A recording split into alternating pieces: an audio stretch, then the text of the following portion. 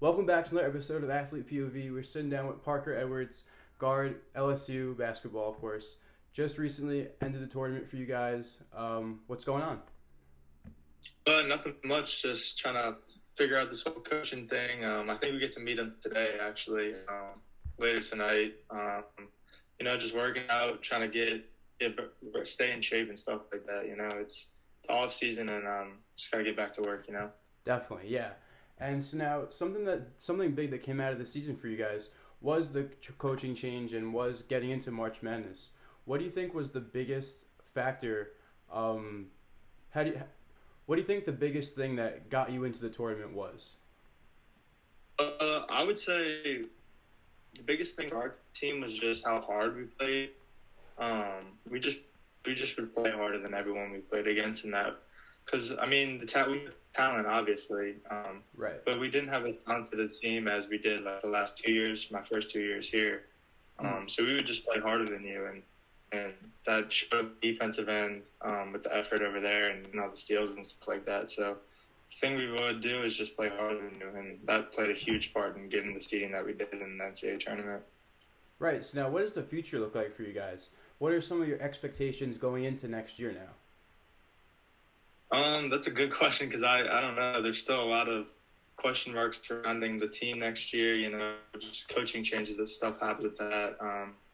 I know guys will be transferring, and hopefully a lot of them stay. But if they don't, I wish them the best. So we just kind of gotta wait and see right now. So like I said before, we get to meet the coach tonight. I think. Hopefully he says some good stuff, and hopefully some guys change their mind. But I have full faith in the coach that he's going to do what's best for the team and bring guys that be here and just want to play for LSU. And we just kind of got to wait and see. Absolutely. So now, even this past season, when you're playing like in the SEC, is the SEC the toughest conference in college basketball? Yeah, I know. That's funny that you say that just because a lot of the guys have that conversation with all the time. I think it is, personally. Just from it just brings the best of both athleticism, great coaches, stuff like that. It's just, but I think it's the most athletic conference in the country. But there's teams also that just like grind it out, like teams like South Carolina, like stuff like that. But I do. I'm biased, obviously, but Right. I think the best. I got you. Yeah, yeah. So now let's go a little bit about yourself. Finishing your undergrad as a junior, how do you do that? And now going into postgrad, what does that look like for you academically? Yeah. I finished in 3.5 years my undergrad. A big part of that was just doing all the online school in the summer. It gives you a good chance to get ahead and get the semester ahead. So I graduated a little early, and now I'm in the MBA program currently. Just basically it's 2 7-week sessions. You just have, I think I have a total of 9 hours right now. I took 2 in the first session and 1 this session. Right. So it's not like a super hard, it's not like a bunch of work that you have to do. You just kind of got to stay on top of your stuff, because it's faster paced.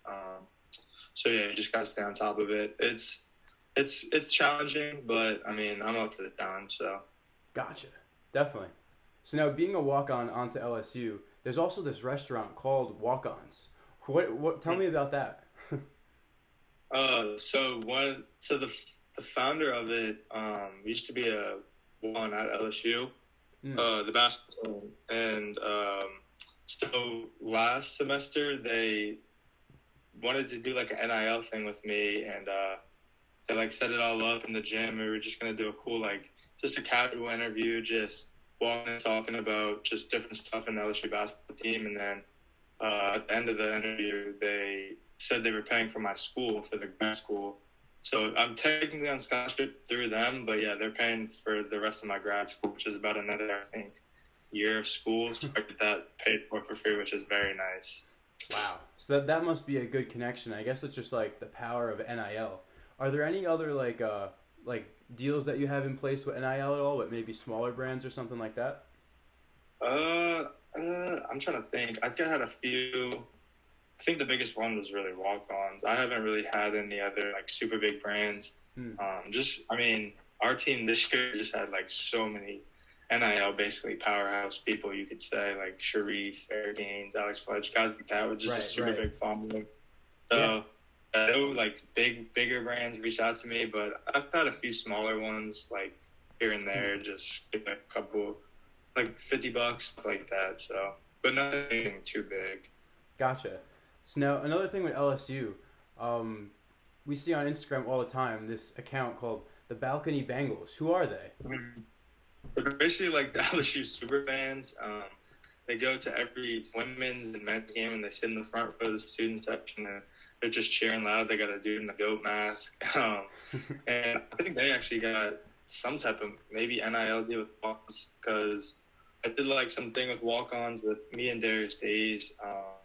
We did some Papa Shot contest with, I guess, customers at Walkons and fans of the team that would come in. They just challenge us Papa Shot, stuff like that. But the Balcony Bengals were there and they were on the pro with that. So I think they got something like that. But they're basically just LSU super fans. They're cool guys and they're passionate about LSU basketball, which is awesome. I bet. I feel like every team has like that core group of like super fans that like just are that dedicated. Like you see with the first thing that comes to my mind is like the Georgia people with the spikes at the football games. Yeah, or like games, the Raiders with like those like pirate guys. Yeah, stuff like they're basically like that.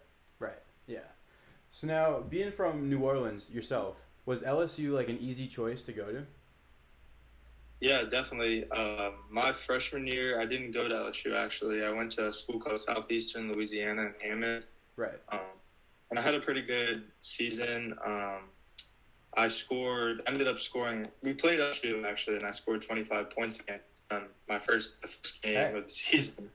And so after the season, our coach that recruited me ended up leaving to take another job. And I was weighing my options, and I decided I wanted to leave. And then LSU basically reached out to me, and they were just like, "Hey, like if you want to come here, we have a spot for you." And I was like, I mean, growing up an LSU fan, it's a dream come true to even be able to talk to those guys. So the opportunity presented itself, and I took it, and no regrets. There you go, man. That's great. I feel like a lot of kids, just wherever you're from, that big school that you're probably a fan of as well, like, I want to go there. That's pretty cool. But now with yourself again, no one just gets lucky into your position that you're in. Mm-hmm. Obviously, a lot of hard work, a lot of hours have gone into working on your craft to get where you are today.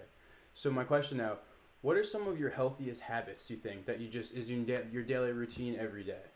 I mean, the biggest thing is just getting in the weight room.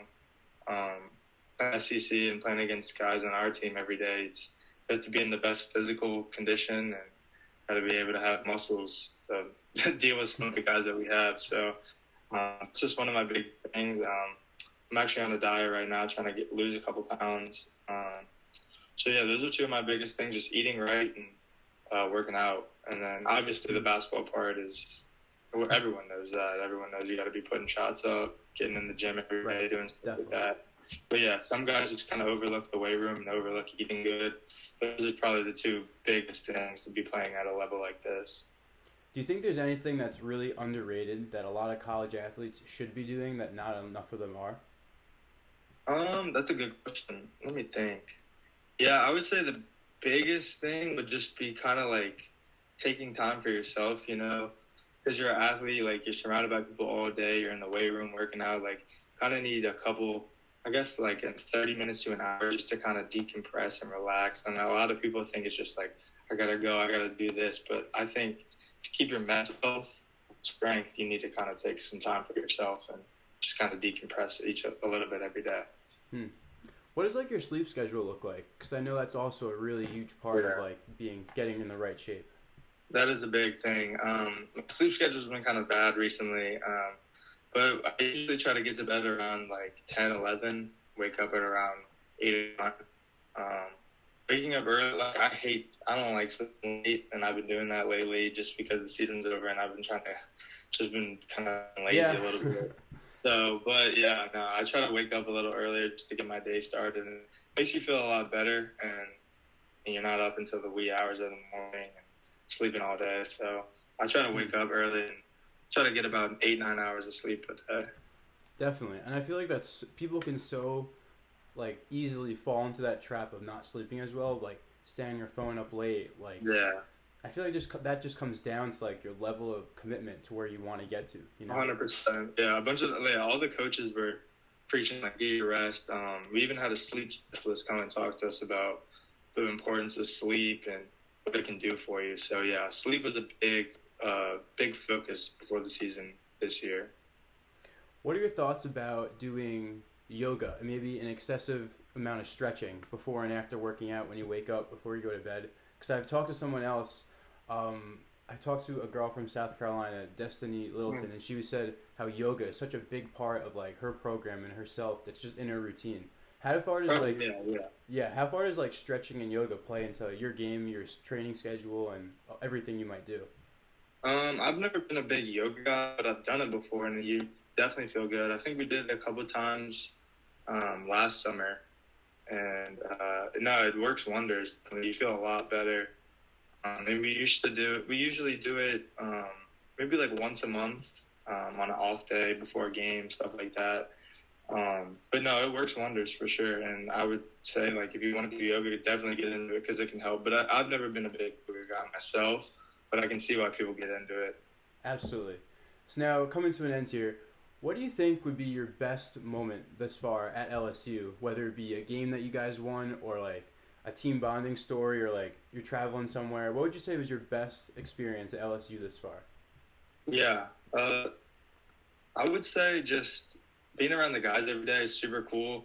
Because I'm put into a position that I never thought I would be able to do.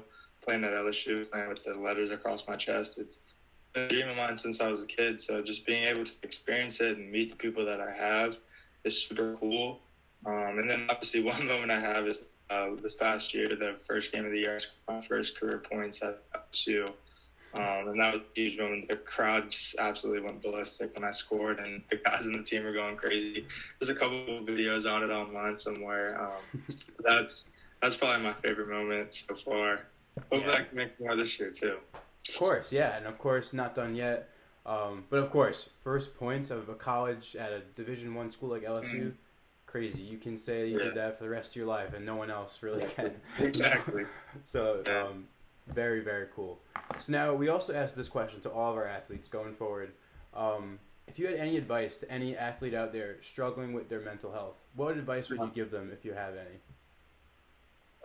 I would, like I said before, I think you just need to take some time sometimes and kind of decompress and do it for yourself. But I mean, if you're struggling that much, definitely reach out to someone. I mean, I know LSU has resources and tons of people to talk to help you with stuff like that if it comes to that point.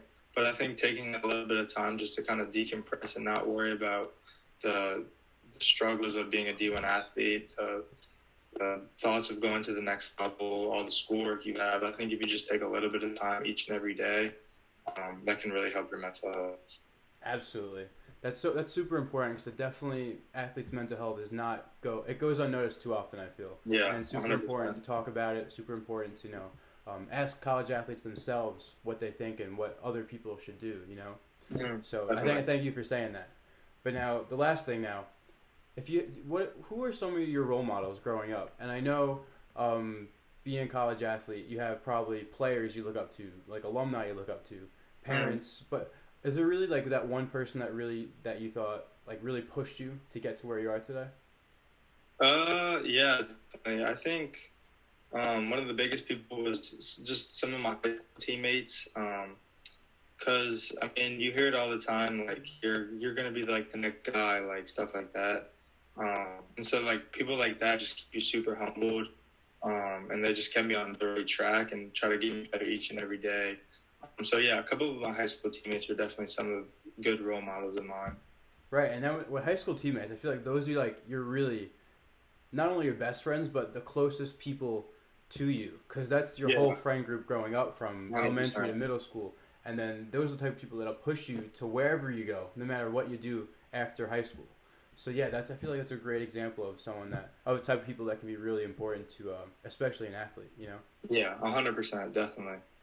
Right, man. Do you have anything else you want to add? I think I hit on everything that I had here on this sheet. Oh no, I mean, I think that everyone went well. obviously. So no, I have nothing else to add. Unless you got something else, I'm good over here. No, we had our team that does research, and we print out a paper with questions and topics. So we hit on everything. So yeah, that was a great job. It flowed pretty well. Probably a little bit quicker than I thought, but it's all right. Yeah. The most important thing is just a fast flowing conversation. No like in between gaps. So I think it went pretty well. So, yeah, I liked it. It was fun. Thank you. I'm gonna do a little conclusion here. I mean, you can just say thanks, whatever. But yeah, that's it. You can shout something out at the end. Yeah. All right. Yeah. Yeah. You go. Just want to thank Parker for coming on with us. We appreciate his time, and we can't wait to see what LSU can continue to do next season. Yeah, and I really appreciate this opportunity. I had a great time talking to you and chatting it up. Go Tigers. Thank you, man. Have a great rest of your day.